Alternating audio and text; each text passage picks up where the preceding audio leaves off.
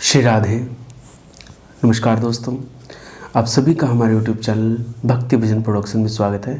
मैं विजेंद्र आज आपके लिए एक और प्यारी सी कहानी लेके आया हूँ और बड़ा ही आज की कहानी बड़ी मोटिवेट करने वाली है। तो आइए कहानी शुरू करते हैं कि शांति कहाँ है। शांति को कहाँ खोजें, कहाँ मिलेगी। तो एक राजा था, उसे चित्रकला से बड़ा प्यार था। एक बार उसने घोषणा की कि जो कोई भी चित्रकार उसे एक ऐसा चित्र बना के देगा जो शांति को दर्शाता होगा, जिसमें शांति दिखेगी, तो उसे मुंह मांगा पुरस्कार दिया जाएगा। सब राज्य में ये बात फैल गई।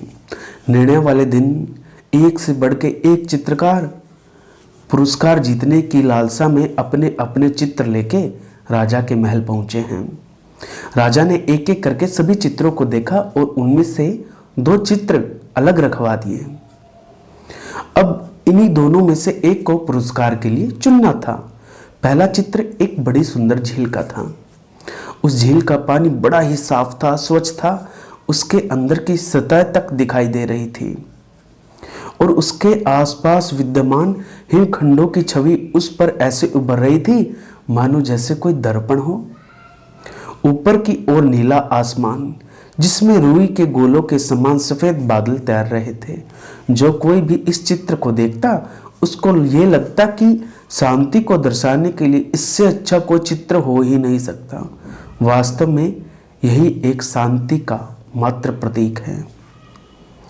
अब देखिए, दूसरा जो चित्र था उसमें भी पहाड़ थे, लेकिन वे बिल्कुल वीरान, बेजान, सूखे, और इन पहाड़ों के ऊपर घने गरजते बादल थे जिसमें बिजलियां चमक रही थी। घनघोर वर्षा होने से नदी उफान पर थी। तेज हवाओं से पेड़ हिल रहे थे और पहाड़ी के एक ओर स्थित झरने ने रौद्र रूप धारण कर रखा था। जो कोई भी इस चित्र को देखता तो सोचता, अरे इस चित्र का भला शांति से क्या लेना देना, इसमें तो बस अशांति ही अशांति है। सभी आश्वस्त थे कि पहले चित्र बनाने वाले चित्रकार को ही पुरस्कार मिलेगा। तभी राजा अपने सिंहासन से उठे और घोषणा की कि दूसरा चित्र बनाने वाले चित्रकार को वो मुंह मांगा पुरस्कार देगा। हर कोई आश्चर्य में था। पहले चित्रकार से रहा नहीं गया। वो बोला, लेकिन महाराज, उस चित्र में ऐसा क्या है जो आपने उसे पुरस्कार देने का फैसला लिया, जबकि हर कोई ये कह रहा है कि मेरा चित्र ही शांति को दर्शाने के लिए सबसे सर्वश्रेष्ठ है। राजा ने कहा, चलो मेरे साथ, बताता हूं। अपने साथ लेके गया। दूसरे चित्र के सामने पहुंचकर राजा बोले, झरने के बाईं ओर हवा से एक ओर झुके इस पेड़ को देखो, उसकी डाली पर बने उस घोंसले को देखो।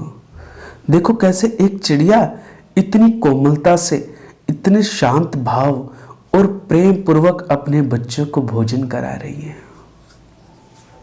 फिर राजा ने वहां उपस्थित सभी लोगों को समझाया, शांत होने का ये अर्थ नहीं है कि आप ऐसी स्थिति में हो जहां कोई शोर नहीं हो, कोई समस्या नहीं हो, जहां कड़ी मेहनत ना हो, जहां आपकी परीक्षा ना हो।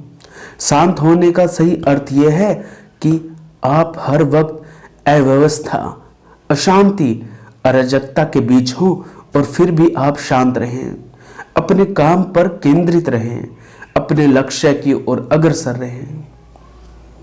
अब सभी समझ चुके थे कि राजा ने दूसरे चित्र को क्यों सर्वश्रेष्ठ चुना था। अब देखिए, हर कोई चाहता है हमारे जीवन में शांति आए, लेकिन शांति को बाहरी वस्तु समझ लेते हैं। बाहर जाके हम शांति खोजते हैं, जबकि शांति तो हमारे मन की स्थिति पर निर्भर करती है कि हमारा मन अंदर से कितना शांत है।